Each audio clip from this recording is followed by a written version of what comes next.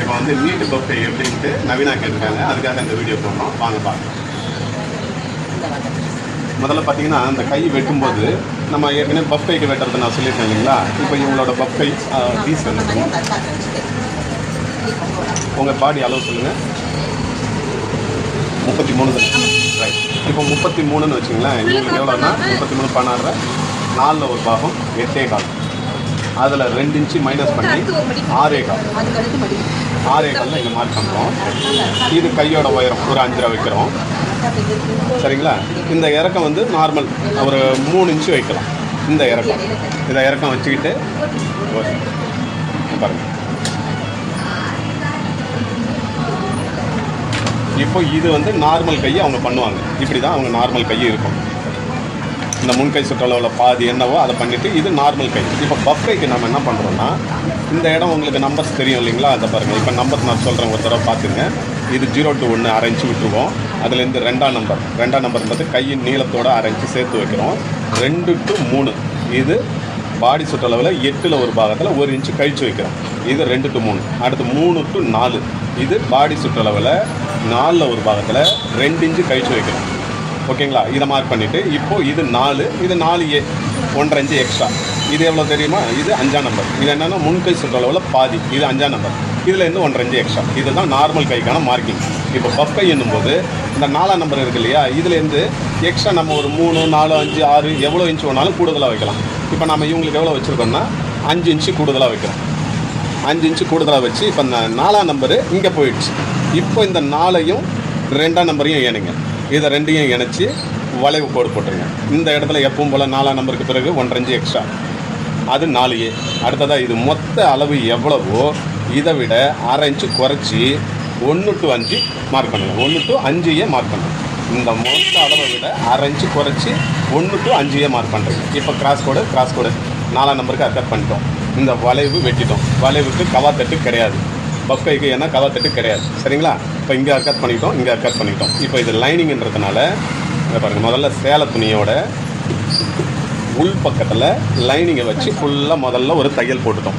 ஃபுல்லாகவே வச்சு ஒரு தையல் போட்டுட்டோம். இப்போது இந்த பஃப்பு ரெடி. அடுத்ததான் அவங்களுக்கு நீட்டு பஃபைலேயே அவங்க பார்டர் கேட்டிருக்காங்க. இந்த பார்டரில் தான் கை வரப்போகுது. அடுத்ததாக இந்த கீழ்ப்பகுதியை முதல்ல லைனிங்கில் வெட்டி எடுத்துருங்க. இதை வெட்டி எடுக்கும்போது என்ன அளவு வைக்கணும் அப்படின்னா, அவங்களுக்கு வந்து முன்கை லூஸ் வந்து பார்த்திங்கன்னா 12.5 இன்ச்சு முன்கை சுற்றளவு. அப்போது நாம் ஒரு 6.25 கீழே வச்சுக்கணும்.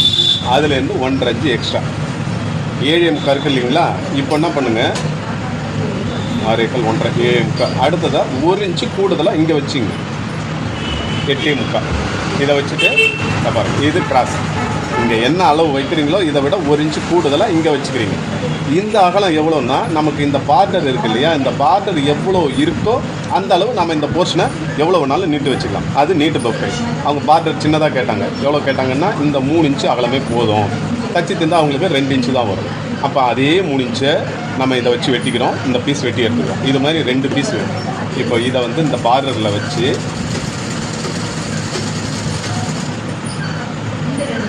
இந்த பாருங்கள். இதே ஷேப்புக்கு இதை வெட்டி எடுத்துக்கலாம்.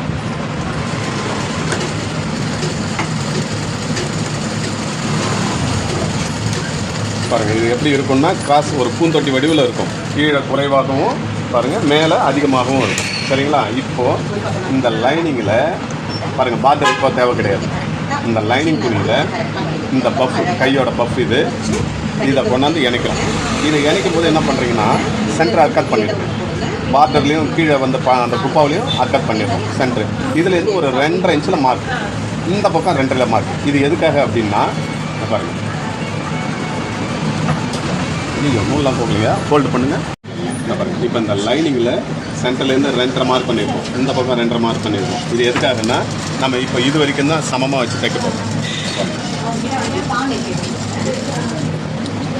மீதி இடம் இணைக்கலாம்.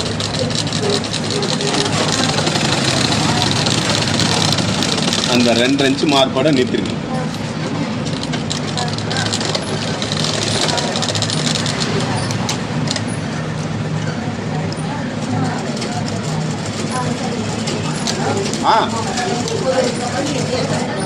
பைப்பிங்லாம் இல்லை, பயனில்லை. இதை வரேன் வந்து சொல்கிறேனே.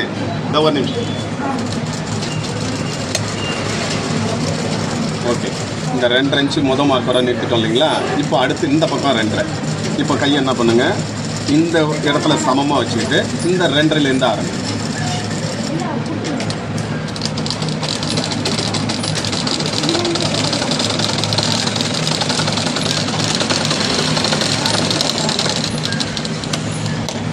பாருங்கள், இப்போது சென்டரில் இந்த இடம் மட்டும் தனியாக நிற்கிது. இதை தான் நம்ம இப்போ பப்பா வைக்க போகிறோம்.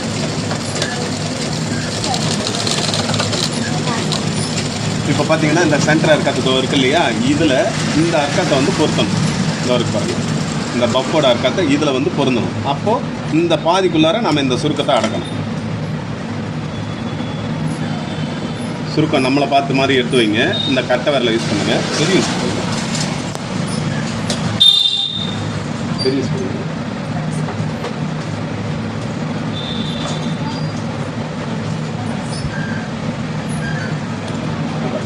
இது மாதிரி எடுத்து சுருக்கத்தை வைங்க. இந்த முதல் சுருக்கம் வச்சுட்டிங்க, இப்போ கணக்கு கிடையாது. ஆனால் 2வது சுருக்கம் வைக்கும்போது கணக்கு வந்துடும். ஏன்னா இது என்ன அளவு வைக்கிறீங்களோ அதே அளவு தான் இதுவும் இருக்கும். இப்போ 2வது சுருக்கம் வச்சுட்டிங்க. இப்போ இதோட தூரம் எவ்வளவோ அதே தூரம் தான் இந்த சுருக்கமும் வரும். அடுத்தடுத்த சுருக்கம்லாம் அதே மாதிரியே வரும். திரும்ப அதேமாரி இது லைனிங்ன்றதுனால லைனிங்கையும் சேலை துணியும் சேர்ந்து சுருக்கமாக வந்து உட்காரணும்.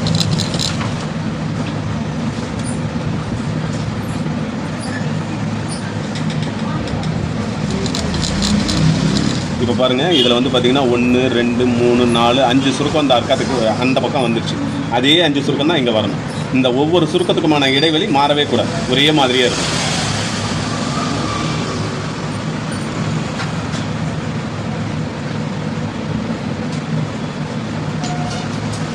அர்க்காத்து ஒரு நூல் முன்ன பின்ன போகிறது தப்பு இல்லை.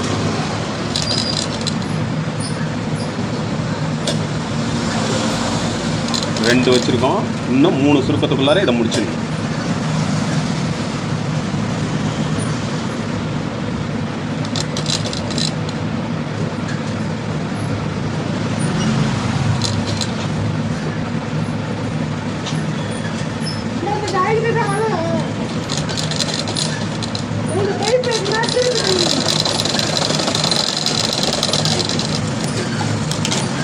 பாருங்கள், இப்போ இந்த அர்க்காத்து தோருக்கு இதிலேருந்து இந்த பக்கம் 5 சுருக்கம், இந்த பக்கம் 5 சுருக்கம்.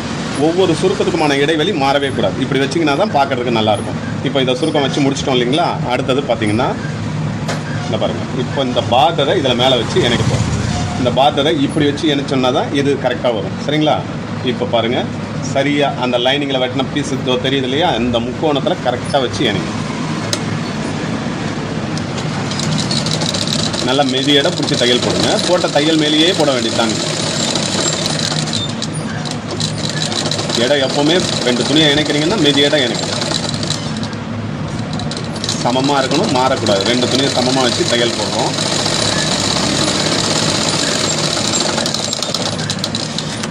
பாருங்கள், கீழே லைனிங் துணி போயிடுச்சு, இதில் சுருக்கம் வந்திருக்கு.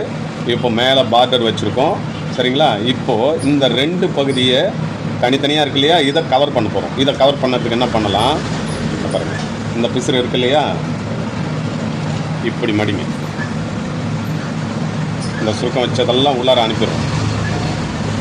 பாருங்கள், லைனிங்கையும் இந்த துணியும் பார்டர் வெளியில் தெரிகிற பட்டை பார்டரையும் ஒன்றா இணைச்சி மீதி இடையில தையல் போடுறோம். நல்லா கவனிங்க, இந்த பஃப்பு கீழே உள்ளார மாட்டக்கூடாது.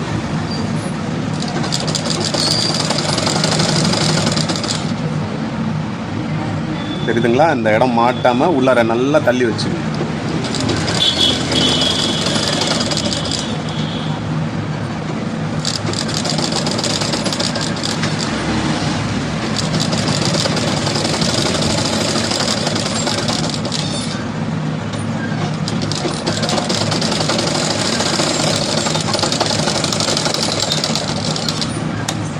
கொஞ்சம் லாங் டிஸ்டன்ஸில் காமிங்க.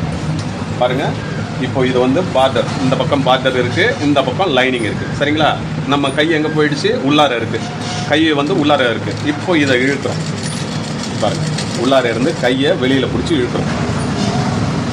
கிட்டத்தட்ட இதை நீங்கள் நாட்டு தச்சு திருப்பீங்களா, அந்த மெத்தடு தான் இது. நாட்டு தச்சு நம்ம நூல் கொண்டோ இல்லை ஊசி கொண்டோ இழுப்போம், அதே மெத்தடு தான்.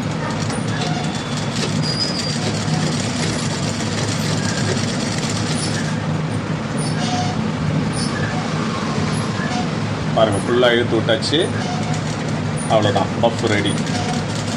இப்போ பிசுரெலாம் உள்ளார போயிடுச்சு பாருங்கள். வெளியில் பிசுரே தெரியல, எல்லாமே உள்ளார கவர் ஆகிடுச்சு. சரிங்களா? இப்போது இதில் ஓரத்தில் தையல். ஃபஸ்ட்டு இந்த ஓரத்தில் தையல் போட்டு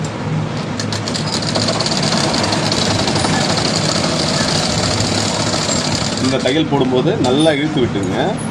இது மாதிரி இப்படி விரித்து விட்ட மாதிரி தையல் போட்டிங்கன்னா ஃபினிஷிங் நல்லாக வரும்.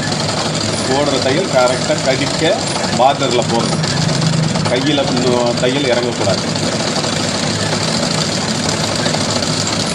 எதுக்காக இந்த தையலை போடுறோம்னா, இப்போது இது படிமானமாக ஆகிடும். இந்த இடத்துல கீழே நம்ம தையல் போடுறது ஃபினிஷிங் க்ளீனாக உண்டு. தையல் போடும்போது லேசாக பின்னாடி ஒரு கை வச்சிங்க. இதை தீர்த்தக்கூடாது, நீவி விட்ட மாதிரி தைங்க. நம்ம இதை தைக்கும்போது நம்ம கை எந்த வாட்டத்தில் அந்த துணியை சரி பண்ணுதோ அப்போ தான் பார்க்குறதுக்கு ஒழுங்காக அழகாக இருக்கும். ஃபினிஷிங் நல்லாயிருக்கும். அவ்வளோதான். இப்போ இந்த பஃப் கை ரெடி. இப்போ பாடியில் நம்ம ஏற்றும் போது அழகாக இந்த இடத்த அதே மாதிரியே இந்த அர்க்கத்துலேருந்து ஜாயின் பண்ணிவிட்டு இது வரைக்கும் நிறுத்திங்க. அதாவது பாடியோட சென்ட்ரு ஜாயிண்ட் இருக்கு இல்லையா, அதுலேருந்து ஒரு இந்த பக்கம் 2 இன்ச்சு, இந்த பக்கம் 2 இன்ச்சு, இந்த மெத்தடில் பண்ண மாதிரியே ஏற்றிட்டு அடுத்த சுருக்கத்தை வச்சிங்கன்னா உங்களுக்கு பஃப் ரெடியாக. அவ்வளோ. ஓகேங்களா? கரெக்டாக.